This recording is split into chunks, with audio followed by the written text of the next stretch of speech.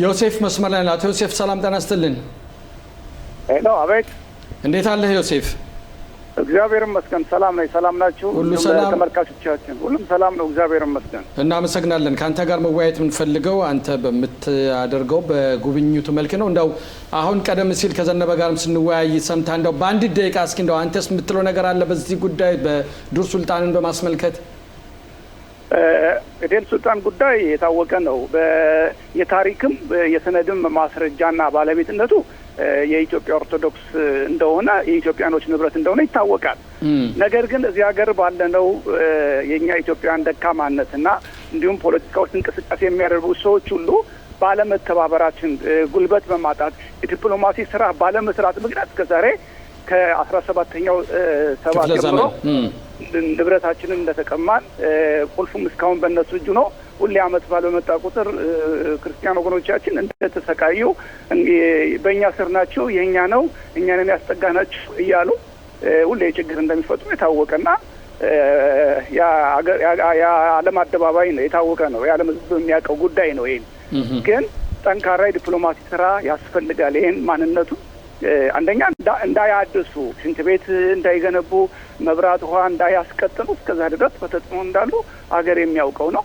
የተወሰነ ፖለቲከኞች የተወሰኑ የኛ ህብረተሰብ የይሁዳውያን ፖለቲከኞች እንቅስቃሴ እንረዳለን ብለው ይመጡና ይጀምሩና ነካክተው ነው የሚሄዱት። እስከ ፍጻሜ ድረስ ትልቅ እገዛና የዲፕሎማሲ ስራ የተጠናከረ ስራ ሳልተሰራ እስካሁን ድረስ ጉዳዩ በእንጥልጥልና ያለ እልባት አሁንም መብታችንን አሳልፈን ለግብጾች እንደሰጠን የሚቆጠር ነውና ይሄ ትውልድ ተጠያቂ ይሆናል። ተባብሮ አባቶቹን የሰጡትን ቅርስ ባለማስጠበቁ ተጠያቂ ከታሪክ ተጠያቂነት እንድንድን ህብረት ፈጥረን ጠንካራ ሆነን ጠንካራ ዲፕሎማሲ ስራ ሰርተን ቅርሳችን እንዲታደስ እንዲሁም ተጠብቆ ለቀጣይ ትውልድ እንድናስተላልፍ በዚሁ አጋጣሚ ያድራ ለማለት እፈልጋለሁ። አመሰግናለሁ። ወደ አንተ ስራ እንምጣና አስጎብኝ ነህ። ኢየሩሳሌም በተመለከተ እንደው ኢየሩሳሌምን የሚጎበኝ ነገር አላት እንዴ? ዓለም አቀፍ የእምነት ቦታ ናት። ታሪካዊ የኦሪትና የአዲስ ኪዳን ታሪካዊ የቅዱሳን መካናት ቦታ ነው። የነቢያት እና የሐዋርያት አገር ነው። እንዲሁም ደግሞ ለክርስቲያኖች የመድኃኒታችን የኢየሱስ ክርስቶስ የቀብርና የስቅለት ቦታ የሚገኝበት ታሪካዊ ቦታ ነው። በአመት በትንሹ 10 ሚሊዮን ህዝብ ከ170 ሀገራት በተለያየ ወቅት እየተቀያየረ እየመጣ የሚጎበኛት አገር ናት። የመጀመሪያው የዓለም ቤተ መቅደስ የተሰራባት አገር ናት። ስለዚህ ብዙ ቱሪስቶች በዚህ ሀገር ይመጣሉ። ከሚመጡት ሀገሮች አንዱ እኛ ኢትዮጵያኖች ይመጣሉ፣ ከተለያየ ዓለማት ከአውሮፓ፣ ከአሜሪካ እንዲሁም ከኢትዮጵያ።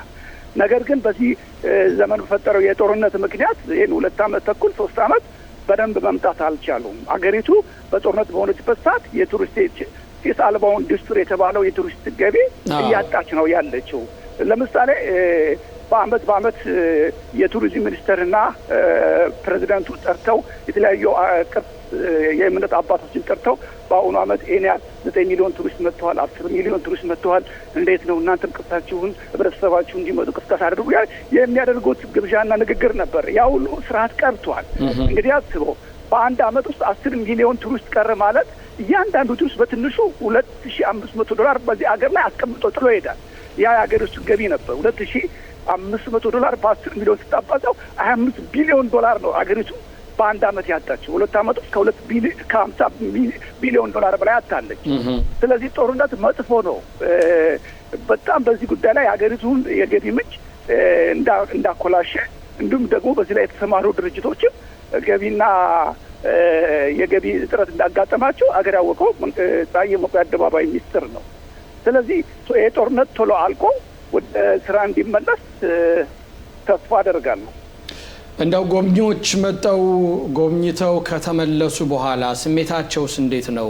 አንዴ መጠው የጎበኙትስ እንደገና ተደጋግሞ ለመምጣት ነው የሚናፍቁት።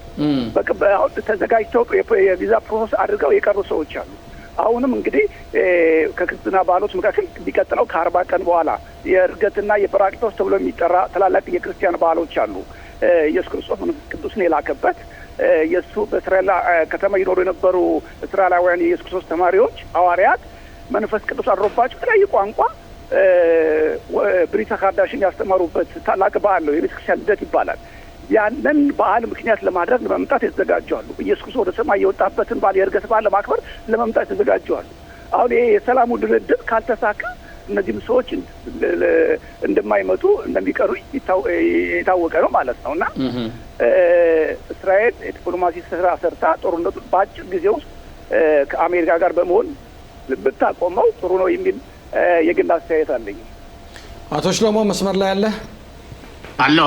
እስኪ አንተ ምልክት ጥያቄም ካለ ለአቶ ዮሴፍ ጥያቄ ከመጠየቄ በፊት አንድ መግለጫ መስጠት እንፈልጋለሁ። አቶ ዮሴፍ ከተናገሩት መካከል የእስራኤል ፖለቲከኞች ብዙ የረዱን አይደሉም ማለት ታሪካዊ ነገሮችን ማስቀመጡ ጥሩ ነው። ምክንያቱም ብዙ የሚያዳምጡን ሰዎች አሉ።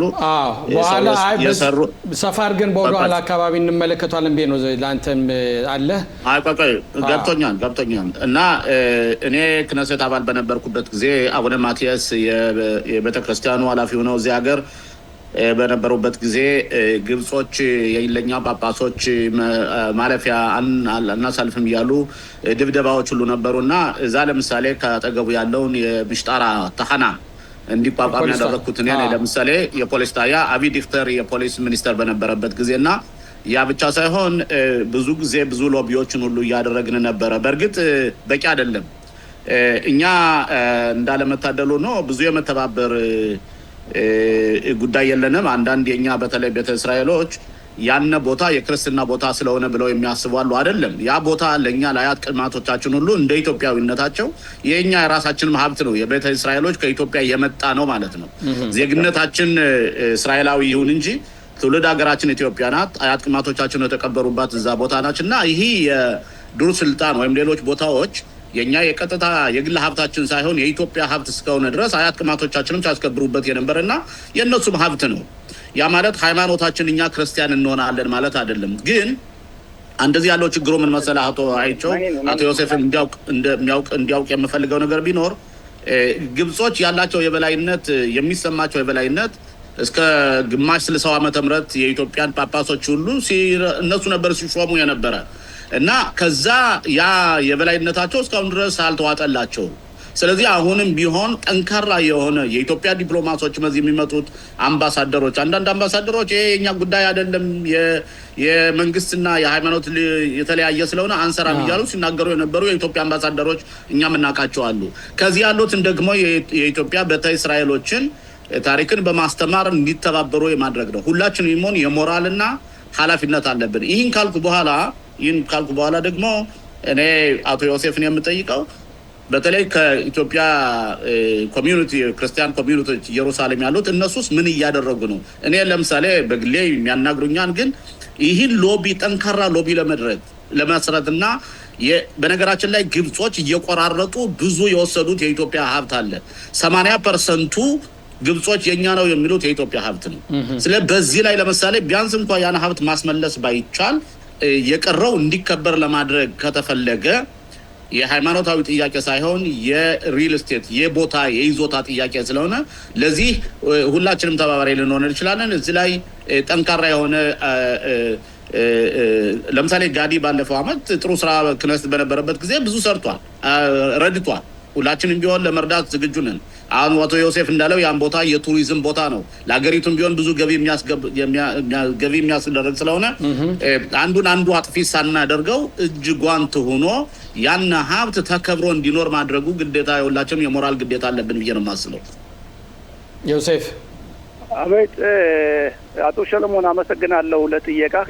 መጀመሪያ የኢትዮጵያ ኮሚኒቲ የክርስቲያኖች ብቻ አይደለም፣ ሁሉንም ያቀፈ እዚህ እስራኤል ሀገር ያለው ማንኛውም ማህበራዊ የኢትዮጵያ ኮሚኒቲ አባል ሆኖ ኢትዮጵያዊነትን ማበብና ቅርስን እንዲሁም ደግሞ ታሪክን ትውፊትንና ማንኛውንም ነገር ለቀጣይ ትውልዱ ለማስተላለፍ ጥረት የሚያደርግ ድርጅት ነው። ዋናው ዓላማዎቹ አንድ ቅርስን ማስጠበቅ ነው። ሁለተኛ ደግሞ ኢትዮጵያዊ እሴቶችን፣ ባህላዊ ታሪኮቻችን፣ እንደ የጀግንነት ባህሎቻችንን እንደ እንቁጣጣሽ ዘመን አቆጣጠራችንና ቋንቋችን ለቀጣዩ ትውልድ ማስተላለፍ ነው። ይሄ የኢትዮጵያ ኮሚኒቲ በእስራኤል ሀገር ባለነው ኢትዮጵያውያን ይሁዶችና ክርስቲያኖች መለያየትን ለማስወገድ በጋራ ሌላው እንደ አውሮፓና እንደ አሜሪካን ሀገር ያሉ የኢትዮጵያውያን ኮሚኒቲ በአንድነት መንፈስ በኢትዮጵያዊነት መንፈስ ተባብሮ ቅርሱን እንዲያስጠብቅ የተቋቋመ ድርጅት ነው። ስለዚህ ይህን ድርጅት አሳድገ ነው በጋራ ሆነ አሁንም የሎቢ ስራ ብንሰራ ቢያንስ አሁን ያሉ ገዳሙን የሚጠብቁ መነኮሳት የተሻለ ቤት እንዲኖራቸው የእድሳት እንዲያደርጉ ማስፈቀድ እንችላለን። ከመንግስት ጋር ከመንግስት ውጭም ከተለያዩ ድርጅቶች ጋር ህብረት ፈጥረን ከኮሚኒቲ ጋር በአንድነት ሆነን ቅርሱን እናስጠብቀው፣ ለቀጣይ ትውልድ እናስተላልፈው። ስሙ ራሱ ድል ሱልጣን ገዳም ነው። ንጉሥ ሰለሞን ለንግሥተ ሳባ ለህዝቦችሽ ለድንኳን መትከያ ለግመል ማሰሪያ ይሁንሽ ብሎ የሰጣት በቀለበቱ ፈርሞ የሰጣት የሰነድ ማስረጃ የነበረበት ቦታ ነው። ይሄ ቦታ የይሁድነት የክርስቲያንነት የእስልምና የሚል አይደለም። ኢትዮጵያዊነት ርስት ነው። የኢትዮጵያ ርስት ነው። በመካከለኛው ምስራቅ በአፍሪካ የሃይማኖት ቀደምት አገር በሆነችው አገር ላይ ብቸኛ አፍሪካ ርስት ያላት አገር እሷ ብቻ ናት። ግብጾች ከኛ መጥተው አስጠጉን ብለው ቀምተው የወሰዱት ንብረት ነው እንጂ አልነበራቸውም። የታሪክም የሰነድም ማስረጃ የኢትዮጵያ ንብረት ለመሆኑ በቂ ማስረጃ አለ። ነገር ግን በደካማነታችን ህብረት ባለመፍጠር ጠንካራ ዲፕሎማሲ ስራ ባለመስራት እስካሁን ድረስ ጉዳዩ እየተጉላላ እየተንከባለለ መጥቶ በእኛ ትውልድ ዘመን ደርሷል። እኛስ ምን መስራት አለብን ብለን በቁጭት በጋራ እጅ ለእጅ ተያይዘን የዲፕሎማሲ ስራ መንግስት ላይም ተጽዕኖ ፈጥረን ቢያንስ ማስከበር ይኖርብናል የሚል ሀሳብ ለመስጠት ፈልጌ